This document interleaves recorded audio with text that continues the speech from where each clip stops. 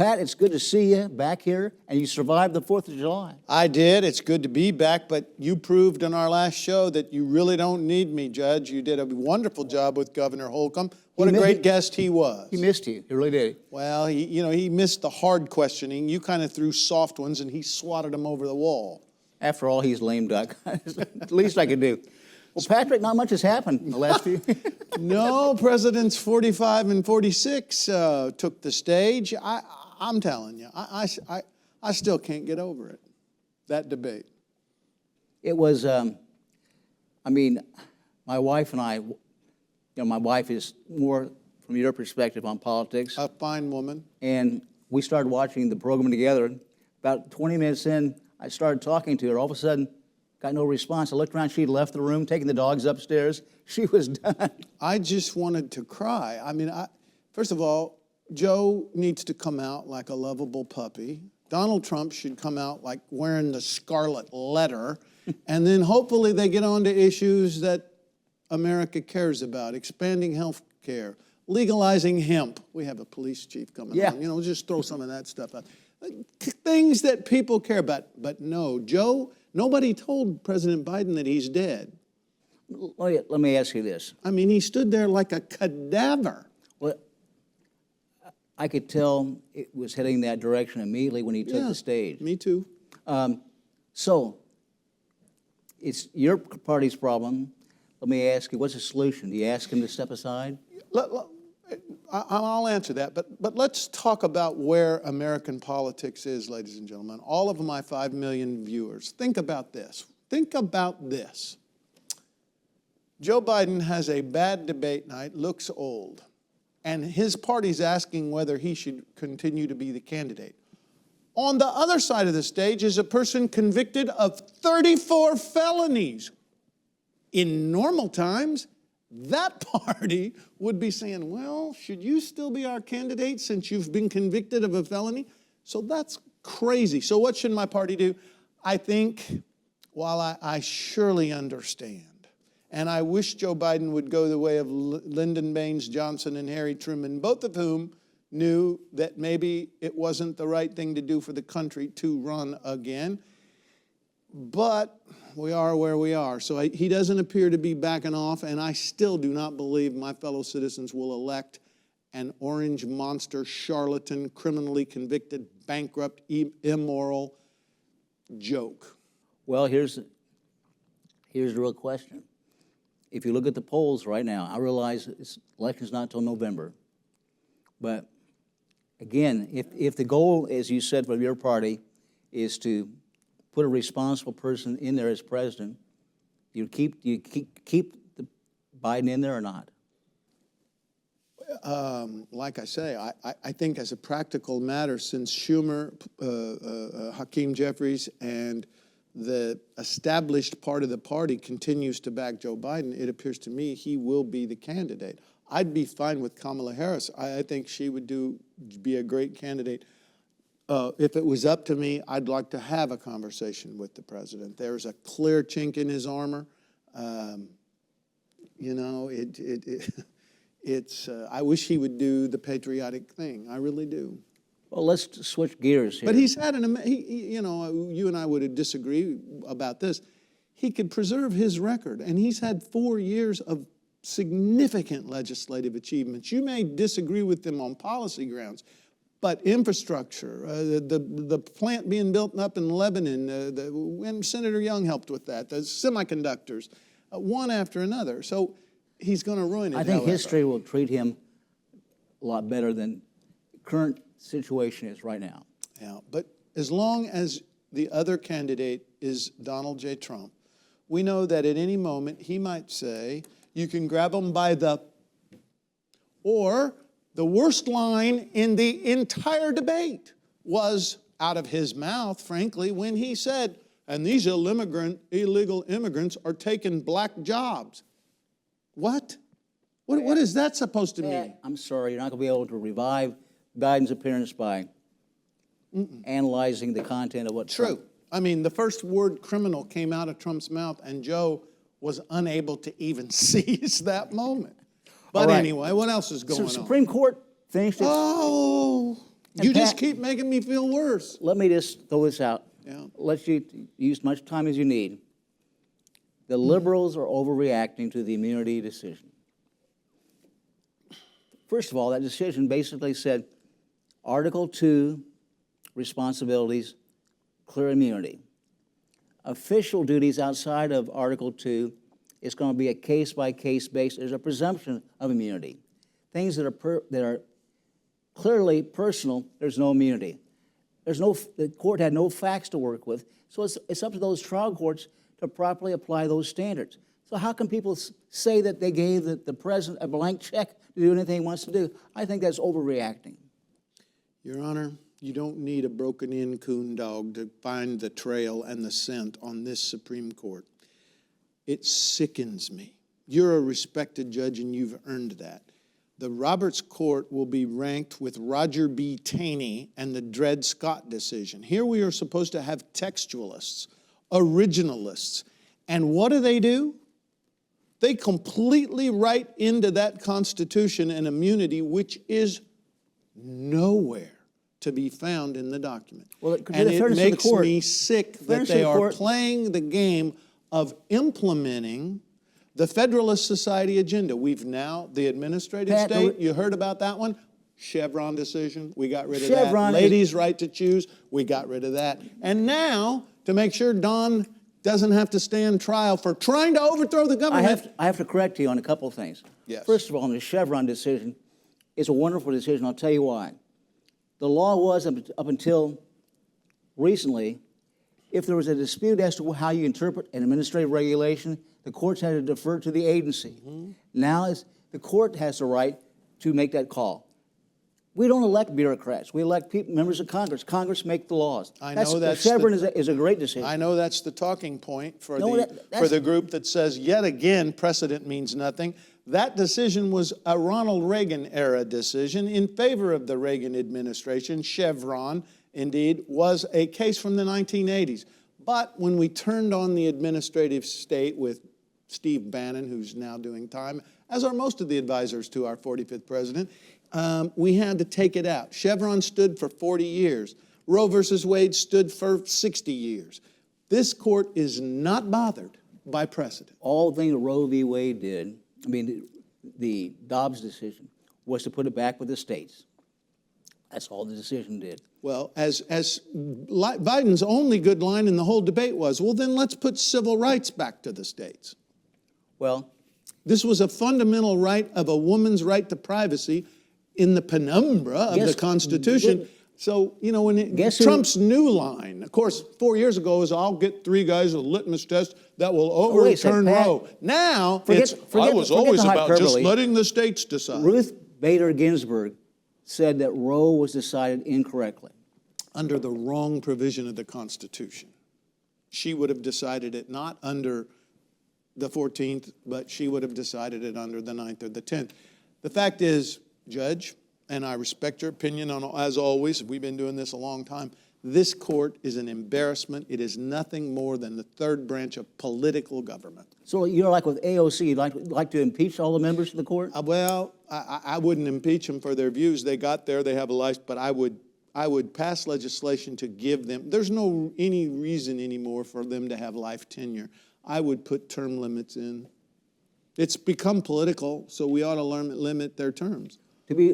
For a discussion for another day, we have a great guest today. We do indeed have a great guest that the public probably knows, but they're going to know him a lot better when we get done. Absolutely.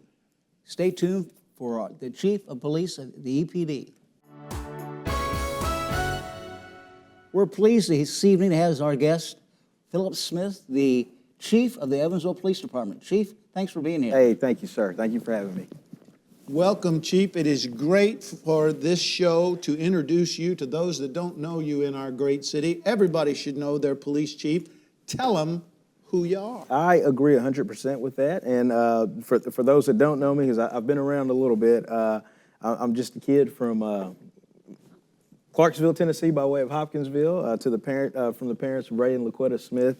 My dad was a pastor for about 40 years. He's no longer with us, passed away.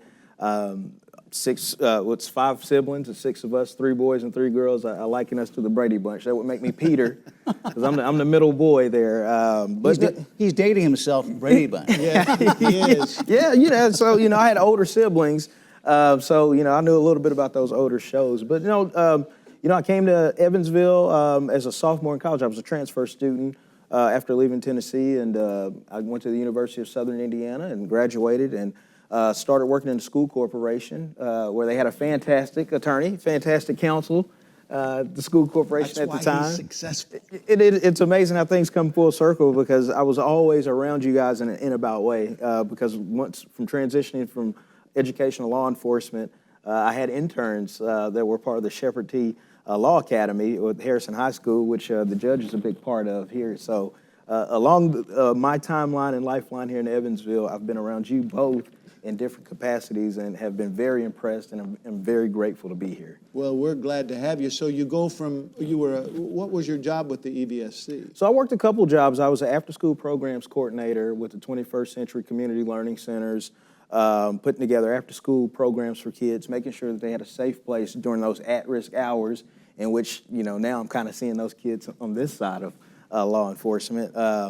And then I was a then I was a SICAN, which is Southern Indiana College Access Network, student support advisor, helping kids like myself, which are first-generation college students, get into college and, get in secondary education, filling out those forms, because they can be confusing if you've never done anything. And then you like go that. from there into the police department? Yeah. When you're working in the school corporation in the high school capacity, there are off-duty officers that are there to keep people safe. And during that process, I met several officers that just thought that I had a skill for talking to folks and conflict resolution. And one of them said, "Hey, you ever thought about being a cop?" And I had never, the thought had never crossed my mind. I didn't have police on any side of either, of the family. So one of them convinced me to do a ride-along, and I was sold, because everything I knew about law enforcement was what I saw in television, Hollywood, high-speed chases, fights, all those things, which never really interested me. But when I went on the ride-along, I saw that real policing was a platform to help people and talk to people. And I said, you know what, I can do that. And so I applied, and the rest is history. So you sort of gave our viewers a little insight of your perspective on policing. Conflict resolution is primary Absolutely. focus, right? Yeah, absolutely. You can't arrest your way out of crime. Crime has been around for, depending on what you believe, since Cain killed Abel, right? Crime has been around, and we've not arrested our way out of it. So conflict resolution is huge in dealing with that complex issue. How can we better serve the public that we serve, even the ones who commit the crimes, sometimes to be very bad? How can we get those individuals the help that they need so that they don't reoffend? But how can we also keep our community safe from those individuals when they do offend? So I love your philosophy, but I'm not done with your resume. So you join the police force, but you don't get to be chief the first year you're on the force. No. If I'm remembering right, you were assistant chief to Billy Bolin, weren't you? Yes, sir, that's so correct. You're an assistant chief under the Winnicke administration and chief with Mayor Terry.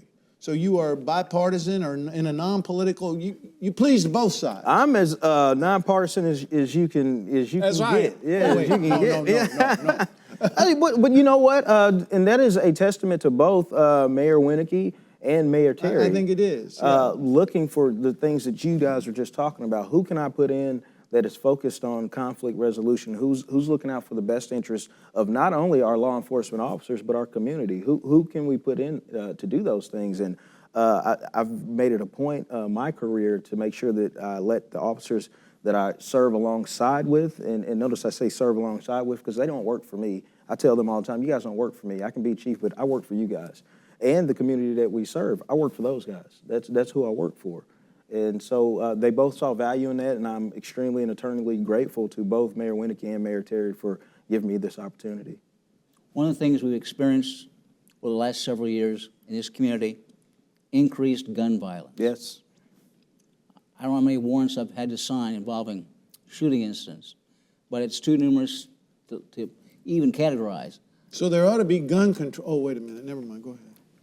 What is your response to that? How do we deal with the gun issue? So we have to have partnerships, one, in not only the community, but also within law enforcement, in the judicial system. We've partnered with the Vanderburgh County's Prosecutor's Office in the CJIC, the Crime Gun Intelligence Center, so that we can have law enforcement basic forensics to follow these gun crimes when they occur, so that we can, link guns to different crimes and individuals, and basically get our most dangerous folks off the street. Internally, we've created a street crimes unit that they specifically go after those that may deal and be participating in gun violence. But it can't just be the enforcement part about it. It also has to be the education and the encouragement part about it. So we also have our group violence intervention, to where when we know the individuals may be related to gun violence, whether that's directly or indirectly, what are we doing in the meantime, between time, when nothing's happening? Well, we're reaching out to those individuals that we know are related to gun violence in some kind of way and saying, hey, listen here, we know that in some capacity that you may be around this kind of behavior. We don't know if you're the suspect. This is a non-investigatory contact. But what we want is for our community to be safe. What is it that we can provide you to get you out of this lifestyle, to entice you to get out of this lifestyle? And that's where partnerships in the community come in, to where you can try to find organizations that are willing to give employment to people that may have committed felonies. If people have children, like, do you have daycare needs? Do you have mental health needs? Can we hook you up with some of our partners that service that in that capacity? And we've seen over the last several years here in Evansville at least a decline in what we call group violence. So, I mean, it's a huge task, and so when you ask that, it's a lot to unpack with that question, but definitely it's at the top of my mind in dealing with. So tell me, I'm going to add, this is a two-part question. Number one, you've been in the job now 6 months. Yes, sir. What is your number one priority for this police department? And number two, when you lay your head on that pillow, what keeps you up at night? Both those answers are really, it may not be what people expect me to say. Is my number one priority every day is that I make sure that all my officers come home. That's my number one priority. And that is the same thing that keeps me up at night. We have 259 men and women that put this uniform every day, put this uniform on every day, and they leave their families behind. And they come out and they say, I'm going to put myself, my safety to the side for the citizens of Evansville. And I'm putting myself, my safety, my family security, and a lot of times I'm putting that on the back burner to protect this person that I've never met. This person that may not even like me because of the job I'm in. And every day that I go to work, my number one goal is to make sure that I'm doing the job, the best possible job for them, and knowing the sacrifice that they make and investing in them as people, investing in them as career men and women, to make sure that I'm bringing the proper training to those folks. But that's what I think about all the time. And I know I'm not going to be a yes man to the officers that I oversee, because you can't run any organization like that. But I'm going to do what's in the best interest of those individuals with the community mission and my mayor's mission in mind. Back the blue is a saying that's come out recently because of all the bad press and some of the regressive policies some municipalities have taken in terms of reducing resources for police. They're finding it harder to recruit people, individuals to join the police department. Are we having that problem here in Evansville? Yes. So I'll say this about backing the blue. I don't think we have that problem in Evansville. And something that you two do right here that's very unique is that you guys can be on opposite ends of the political spectrum, and you can come here and have disagreements and talk and be cordial with each other. We are blessed and fortunate here in Evansville to have a lot of people on the political sides of each aisle that feel the same way that you guys do. And in law enforcement here, I can say in Evansville, in the southwestern part of Indiana, we get support from both sides of the aisle, which is, it seems like it's uncommon and it's unique. But we are fortunate here to have that, and we're fortunate to have the partnerships that we have with the Vanderburgh County Sheriff's Office and all the other neighboring law enforcement to help that. But to your second question with the recruitment, well, yes, that's an issue. That's an issue we face here. I mentioned earlier that we have 259 officers. Well, that's 40 down from our limit, which is 289 to basically police. One of our viewers out there is just finishing high school, going on to college, maybe even in college. Let's think about a career in law enforcement, in particular, staying in the community. What can they do? Well, they can apply for us when they turn 21, but I would just say go on a ride along, just like I did, like someone who had no interest in law enforcement, and realize that law enforcement can be for anyone. There's not a specific type, which I always thought there was a specific type of person that job is for. No, we need everyone. We need the individual that's very tech savvy. We need the individual that's just wants to get out and do community stuff, because we can teach you all the other stuff. But we need people that can identify with the community that they serve. The judge mentioned guns. For 5 minutes, I'm sure our viewers want to know where you sit. Fentanyl? Is it gangs? Is it the lack of resources? The number one challenge in terms of preventing and fighting crime in this town is what? You know, asking which one of those is the number one challenge is like arguing who's the greatest basketball player. Somebody's always going to come in. Well, we both have an opinion on that. Somebody's going to come in with a different perspective. Gun violence and fentanyl are tearing our community apart in some aspects, tearing families apart. The illegal drug trade is horrible. So focusing our joint task force and our narcotics units and our aggressive officers on stopping those high-level drug dealers from putting that poison in our community, the person that's using, trying to get them. Sometimes it's unfortunate that we do have to enforce by arresting that individual, but sometimes the courts is the only place that has a solution to try, or at least an attempt of a solution to try to get these people cleaned up. Pat, I would never just hang my hat on any one of those as the number one problem, and that's unfortunate. I wish I could, because I could direct all my resources there. I get it. But we have to try to do our best to deal with all of them. I get it. It seems like every so many years, the big challenge is for our political side, for our cop side, for our FOP side, we got to be having a contract coming up sometime. I don't know when that is. I know you mentioned that great school lawyer. I know that teachers deserve more money. I have no doubt that our officers on the street deserve more money. When's that going to happen? What's that look like? Well, I believe the FOP and the city have began preliminary negotiations about a new contract. I'm a police officer, so obviously, it behooves me to get a pay raise. But I'm not necessarily looking for a pay raise for myself, but I do think that the men and women of the Evansville Police Department are seeking something. I mean, this market is competitive.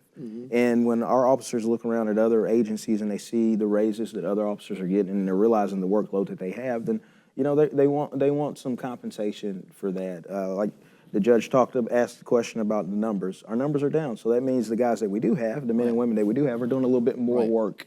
Exactly. So that, some compensation for that, within reason, to where it's not a super drain on the citizens and the taxpayers' dollars, but giving these officers a lifestyle to meet today's price needs and price marks, is something that's going to be looked at by both sides seriously.